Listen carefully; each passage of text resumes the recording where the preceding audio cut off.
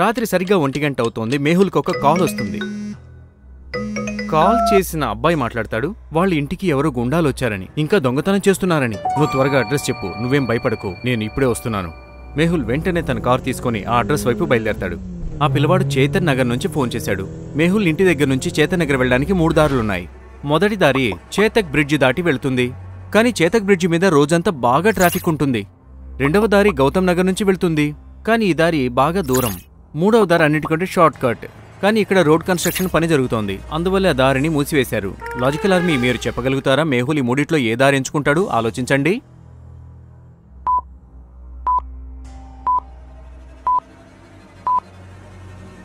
మూడవ దారి బంద్ అయింది, రెండవ దారి బాగా దూరం, అందువల్ల మేహుల్ మొదటి దారి ఎంచుకుంటాడు.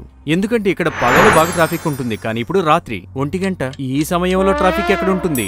మేహుల్ మొదటి దారి ఎంచుకుంటాడు, ఆ అడ్రస్ కి చేరుకుంటాడు, ఆ పిల్లవాడు కాల్ చేసిన చోటుకి. ఇది ఎవరో బాగా పెద్దవాళ్ళ ఇల్లులాగా ఉంది. ఇంటి లోపల నుంచి ఎవరో ఏడుస్తున్న శబ్దం వినిపిస్తోంది. మేహుల్ వెంటనే ఆ ఇంటి లోపలికి వెళ్తాడు. లోపలికి వెళ్లగానే మేహుల్ చూస్తాడు, అక్కడ ఒక మనిషి కింద పడిపోయి ఉన్నాడు. నేను డిటెక్టివ్ మేహుల్ని. నాకెవరో చిన్న అబ్బాయి ఫోన్ చేసి చెప్పాడు ఇంట్లో దొంగతనం జరుగుతోందని, అందుకే నేను ఇక్కడికి వచ్చాను. అప్పుడు ఒక మహిళ చెబుతుంది, సార్, ఈ అబ్బాయి నా కొడుకు టింకు, ఇతనే నీకు కాల్ చేశాడు, కానీ కాల్ చేసే ముందే వాళ్ళు మా ఆయన్ని వచ్చి కొట్టేసి వెళ్ళిపోయారు. కానీ వాళ్ళు దొంగతనానికి వచ్చారు కదా, వాళ్ళు మీ హస్బెండ్ని ఎందుకు కొట్టారు? సార్, మా హస్బెండ్ వాళ్ళని ఆపడానికి ట్రై చేశాడు, అందుకే వాళ్ళు వచ్చి కొట్టినట్టున్నారు. మేహుల్ వెంటనే డాక్టర్ సంజనకి ఫోన్ చేసి అంబులెన్స్ పిలిపిస్తాడు. ఇంకా టింకు వాళ్ళ నాన్నగారి వైద్యం కోసం హాస్పిటల్కి పంపిస్తాడు. ఆ తర్వాత మేహుల్ ఇంటి మొత్తాన్ని పూర్తిగా వెతుకుతాడు. చాలా సామాను కింద పడేసి ఉంది. వాళ్ళు ఇంటి నుంచి ఏమేమి దొంగతనం చేసి తీసుకెళ్లారు?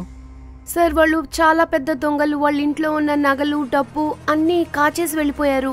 కానీ మేహుల్ అర్థం చేసుకుంటాడు, వాళ్ళు దొంగతనానికి రాలేదు, అభిజిత్ని కొట్టడానికే వచ్చారు అని. లాజికల్ ఆర్మీ, మేహుల్కి అలా ఎందుకు అనిపించింది? వాళ్ళు దొంగతనానికి రాలేదు, అభిజిత్ని కొట్టడానికే వచ్చారు అని ఆలోచించండి.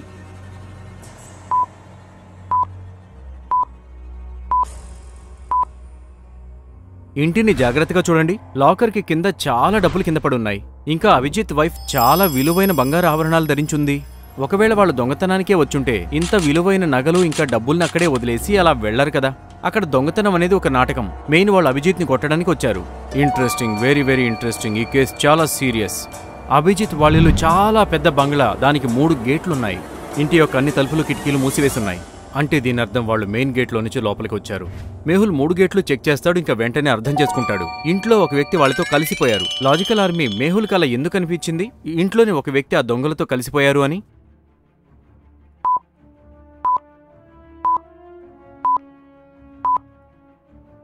ఇంటి యొక్క 3 గేట్లని జాగ్రత్తగా చూడండి, అన్నీ సరిగ్గానే ఉన్నాయి. ఇంకా 3 గేట్ల దగ్గర ఒక్కొక్క సెక్యూరిటీ గార్డ్ నిలబడి ఉన్నాడు. అంటే దీని అర్థం సెక్యూరిటీ గార్డ్ యొక్క సహాయం లేకుండా దొంగలు లోపలికి వెళ్లే అవకాశమే లేదు. అంటే ఈ 3 సెక్యూరిటీ గార్డులో ఎవరో ఒకళ్ళు వాళ్ళతో కలిసిపోయి పనిచేశారు. మేహుల్ 3 సెక్యూరిటీ గార్డులను విచారిస్తాడు. మొదటి సెక్యూరిటీ గార్డ్ చెప్తాడు, సార్, నేను గేట్ని లోపల నుంచి తాళం వేశాను, ఇంకా నేను నిద్రపోయాను. కానీ ఎప్పుడైతే మేడం ఏడుస్తున్నట్టు వినపడిందో అప్పుడు నేను నిద్రలేచాను, అందువల్ల నాకు ఏం తెలియదు సార్. రెండవ సెక్యూరిటీ గార్డ్ చెప్తాడు, సార్, నాది రాత్రి మేల్కొనే డ్యూటీ. నాకు సారు అరుపు ఎప్పుడైతే వినిపించిందో నేను వెంటనే పరిగెట్టుకుంటూ లోపలికి వెళ్ళాను, కానీ అప్పటికే వాళ్ళు అక్కడి నుంచి పారిపోయారు. మూడవ సెక్యూరిటీ గార్డ్ చెప్తాడు, సార్, నేను ఇంటి యొక్క ప్రధాన గేట్లోనే డ్యూటీ చేస్తున్నాను, కానీ అక్కడ ఎటువంటి పొరపాటు జరగలేదు. నాకు కూడా ఎప్పుడైతే సార్ గట్టిగా అరుస్తున్న శబ్దం వినపడిందో అప్పుడు నేను వెంటనే లోపలికి వెళ్ళాను. 3 మాటలు విన్న తర్వాత మేహుల్ అర్థం చేసుకుంటాడు వీళ్ళలో ఎవరు అబద్ధం చెప్తున్నారని. మీకు అర్థమైందా లాజికల్ ఆర్మీ? ఆలోచించండి.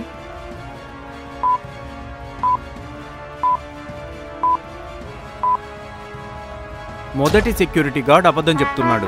అతను చెప్తున్నాడు, మేడం ఏడ్చిన శబ్దం వినపడింది, నిద్రలేచాను అని. కానీ అరిచిన శబ్దం ఇంకా ఎక్కువగా వినపడుతుంది కదా. మిగిలిన 2 సెక్యూరిటీ గార్డులు వచ్చారు, కానీ ఇతనికి వినిపించలేదు. అంటే ఇతను అబద్ధం చెప్తున్నాడు.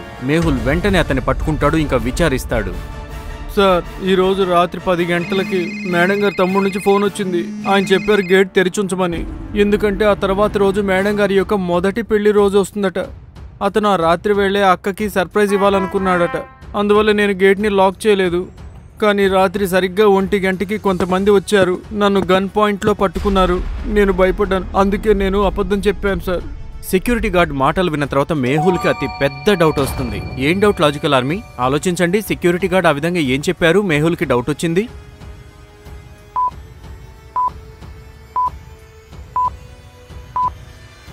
అభిజిత్ కొడుకుని జాగ్రత్తగా చూడండి. అతనికి 8-10 సంవత్సరాలు ఉంటుంది వయసు. మరి వీళ్ళకి పెళ్ళై మొదటి పెళ్లి రోజు రావడం అనేది ఎలా జరుగుతుంది? అభిజిత్ వాళ్ళ అబ్బాయి చూడు ఇంత పెద్దగా ఉన్నాడు. మరి వాళ్ళకి పెళ్ళై మొదటి సంవత్సరం అవడం అనేది ఎలా జరుగుతుంది? ఏం పిచ్చి మాటలు మాట్లాడుతున్నావు? సార్, 1 సంవత్సరం క్రితం అభిజిత్ సార్ వాళ్ళ మొదటి భార్య చనిపోయింది. అందువల్ల సార్ రెండో పెళ్లి చేసుకున్నారు. వాళ్ళ పెళ్ళే 1 సంవత్సరమే అయింది. Interesting, very very interesting. వాళ్ళకి తెలిసే ఉంటుంది ఈ రోజు రాత్రి గేట్ తెరిచి ఉంటుందని. లేదంటే బంగ్లా లోపలికి రావడం చాలా కష్టం అవుతుంది. అంటే దీని అర్థం వాళ్ళకి బహుశా అభిజిత్ వాళ్ళ వైఫ్ ఇంకా అతని తమ్ముడు వీళ్ళు కూడా తెలిసి ఉంటారు. మేహుల్ అభిజిత్ యొక్క వైఫ్ ని అతని తమ్ముడి అడ్రస్ అడుగుతాడు. అభిజిత్ వైఫ్ చెబుతుంది ఆమె తమ్ముడి పేరు రాజ్ కమల్ అని. ఆ తర్వాత అభిజిత్ యొక్క భార్య మేహుల్కి అతని తమ్ముడి అడ్రస్ ఇస్తుంది. మేహుల్ ఆలియాకి కాల్ చేస్తాడు. ఆలియా, త్వరగా రాజ్ కమల్ ఇంటికి వెళ్ళు, నేను అడ్రస్ ని మెసేజ్ పెట్టాను నీకు. ఆలియా తన కొత్త స్కేట్ బోర్డ్ తీసుకుంటుంది, ఇంకా రాజ్ కమల్ ఇంటి వైపుగా వెళుతుంది. కొద్దిసేపట్లోనే ఆలియా అక్కడికి చేరుకుంటుంది. ఆ సమయంలో రాజ్కమల్ నిద్రపోతున్నాడు. అతని సేవకుడు అతనే లేపుతాడు. ఆలియాను రాజ్కమల్ దగ్గరకు తీసుకుని వెళ్తాడు. రాజ్ కమల్, ఎవరో మీ అక్క వాళ్ళ ఇంటికి వెళ్ళి మీ బావగారిని బాగా కొట్టారు. నువ్వు నిన్న రాత్రి అభిజిత్ వాళ్ళ ఇంటికి వెళ్ళాలి, కానీ నువ్వు అక్కడికి వెళ్ళలేదు. అంటే దీని వెనకాల నువ్వే ఉండుంటావు. లేదు మేడం, నేను మా అక్కకి సర్ప్రైజ్ ఇవ్వాల్సిన వాణ్ణి. నేను దానికోసం చాలా గిఫ్ట్లు కూడా కొన్నాను, కానీ నా కార్ పంచర్ అయింది. రాజ్కమల్ ఆలియాని తన కార్ దగ్గరకు తీసుకెళ్తాడు. తన కారు టైర్లో గాలిపోయింది, అంటే కారు టైర్ పంచర్ అయినట్టుగా. మేడం, నిన్న సాయంత్రం నేను ఆఫీస్ నుంచి ఎప్పుడైతే వచ్చానో అప్పుడు అంతా బానే ఉంది, కానీ ఎప్పుడైతే రాత్రి నేను కార్ని స్టార్ట్ చేశానో చూస్తే టైర్ పంచర్ అయింది. బహుశా నేను ఆఫీస్ నుంచి వచ్చేటప్పుడు ఏదో మేకు గుచ్చుకున్నట్టుంది. మిస్టర్ రాజ్ కమల్, ఎవరో నీ టైర్ పంచర్ చెయ్యలేదు. ఎవరో కావాలని ఇవన్నీ ప్లాన్ చేసి చేశారు. లాజికల్ ఆర్మీ ఆలియాకి ఎందుకలా అనిపించింది? రాజ్కమల్ కారు యొక్క టైర్లను ఎవరో కావాలనే పంచర్ చేశారని ఆలోచించండి.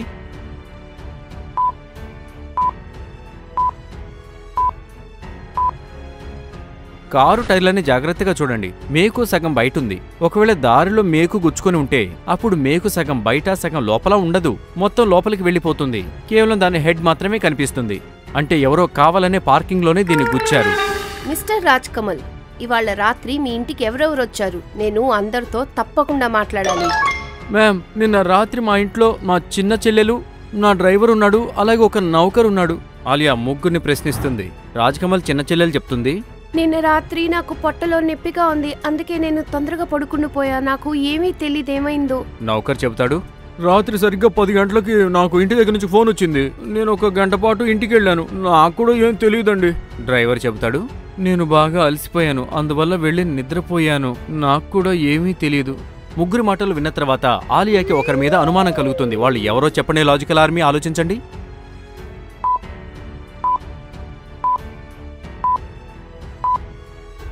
రాజ్కమల్ చిన్న చెల్లెలు అబద్ధం చెప్తోంది.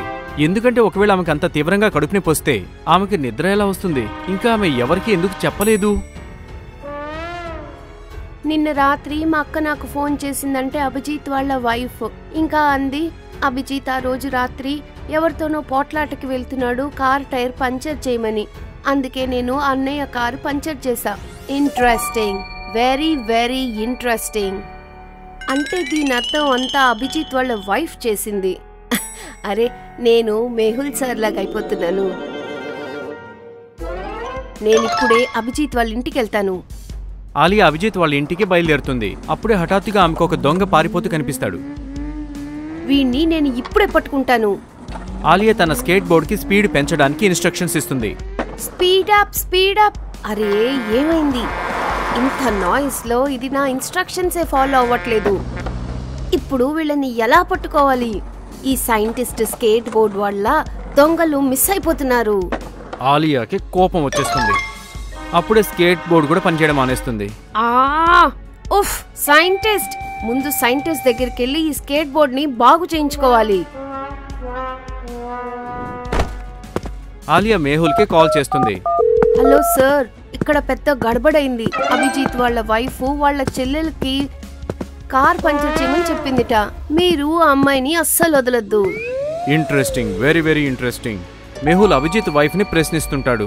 అప్పుడు అతని వైఫ్ చెప్తుంది ఆమె అభిజిత్ కోసం సర్ప్రైజ్ ప్లాన్ చేసిందని, అందువల్లే తాను రాజ్కమల్ కార్ని పంచర్ చేయమని చెప్పిందని.